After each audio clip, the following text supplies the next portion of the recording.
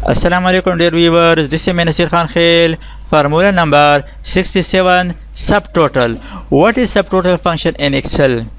The subtotal function in Excel is used to perform a variety of calculations like sum, average, count, maximum, etc. on a filtered range of data. It ignores the hidden rows if filtered based on the function number you use. Microsoft Excel में सब total function इस्तेमाल होता है ताकि किसी filter शुदा data पर different calculations जैसे सम, एवरेज, औसत, काउंट वगैरह किए जा सके और ये फंक्शन फ़िल्टर की गई या छुपाई गई रोज़ को नज़रअंदाज करता है। ये फ़िल्टर शुदा रोज़ को छोड़कर सिर्फ नज़र आने वाली रोज़ का मजमुआ देगा। Subtotal ignores the hidden rows in filtered lists. It adjusts automatically when data is filtered or unfiltered, unlike the sum function. Perfect for reports and dashboards where data visibility changes often. You can use it not only for sum but also average, count, max, min, etc. just by changing the function number. It helps keep final reports accurate in large sheets with hidden or grouped rows.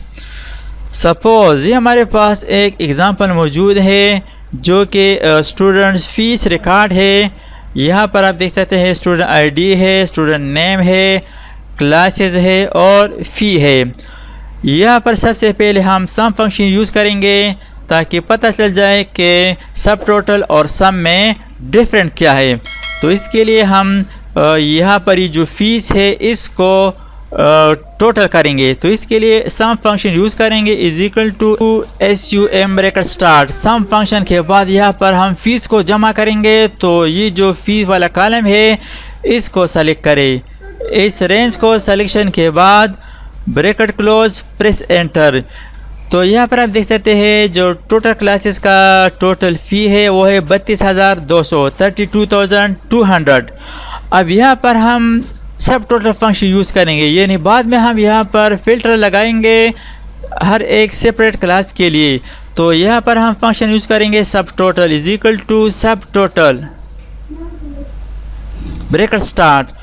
अब यहाँ पर different function है, यानी आप यहाँ पर किस function को यूज़ करना चाहते हैं। तो यहाँ पर हम सम फंक्शन यूज़ करेंगे। इस लिस्ट में यहाँ पर मौजूद है सम फंक्शन और सम फंक्शन का जो नंबर है वो 9 है। तो आप यहाँ पर ख़ुद से 9 भी लिख सकते हैं या फंक्शन से फंक्शन पर डबल क्लिक करेंगे। इसके बाद कामा टाइप करें और यहाँ पर जो रेफरेंस रेंज है वो सेलेक्ट करें। तो फ़ी हमारे पास रेंज है, फ़ी को हम सम करना चाहते हैं। तो ये तमाम फ़ीस रेंज इस तरह सेलेक्ट करेंगे। सिलेक्शन के बाद ब्रैकेट क्लोज, प्रेस एंटर। और अब यहाँ पर भी आप देख सकते हैं जो सब टोटल का रिज़ल्ट है वो भी सम की तरह सेम है, यानी 32,200 है। लेकिन यहाँ पर आप देख सकते हैं इस टेबल रेंज पर मैंने टेबल यूज़ किया है और इसके बाद इस पर फ़िल्टर फंक्शन ऑन हो चुके हैं। तो फ़िल्टर लगाने के बाद अगर यहाँ पर मैं क्लास वाइज फ़ीस को सम करना चाहता हूँ, फॉर एग्ज़ाम्पल ये जो सेलेक्ट ऑल है इसको मैं अनचेक करता हूँ और सिर्फ 10 क्लास का जो फ़ी है टोटल फ़ीस वो जमा करें। ओके पर क्लिक किया। तो अब यहाँ पर आप देख सकते हैं वही टोटल फ़ीस तो सेम है, लेकिन सब टोटल फंक्शन की मदद से आप देख सकते हैं 10 क्लास का जो सम फ़ी है वो है 6,000। यहाँ पर आप देख सकते हैं यानी इस पर हमने फ़िल्टर इस्तेमाल किया। फ़िल्टर के बाद इसका जो टोटल है वो 6,000 है, यानी सब टोटल फंक्शन सिर्फ विजिबल रोज़, विजिबल सेल्स का रिज़ल्ट दिखाता है। या यहाँ पर मैं फ़िल्टर चेंज करता हूँ, फॉर एग्ज़ाम्पल 10 क्लास की जगह 5th क्लास का जो टोटल फ़ी है वो सम करें।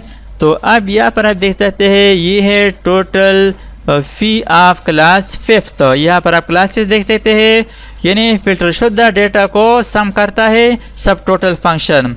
अगर आप सब क्लासेस दिखाना चाहते हैं तो यहाँ पर सेलेक्ट ऑल क्लिक करें ओके कर दें। या आप एक से ज़्यादा क्लासेस भी यहाँ पर शो कर सकते हैं। फॉर एग्ज़ाम्पल क्लास 9 और 10th, इसका जो टोटल फ़ी है वो सम करें तो यहाँ पर आप देख सकते हैं वो है 11,000। ये सिर्फ विजिबल और सेल्स रोज़ को कैलकुलेट करता है। तो इस तरीके से माइक्रोसॉफ्ट एक्सेल में सब टोटल फंक्शन की मदद से आप डिफरेंट फंक्शन यूज़ करके वैल्यूज़ कैलकुलेट कर सकते हैं। Thanks for watching. अल्लाह हाफिज़। दोस्तों, अगर आपने अभी तक हमारे चैनल को सब्सक्राइब ना किया हो तो सब्सक्राइब कीजिए और साथ ही बेल आइकन पर क्लिक करें और हर वीडियो की नोटिफिकेशन से बाखबर रहेंगे।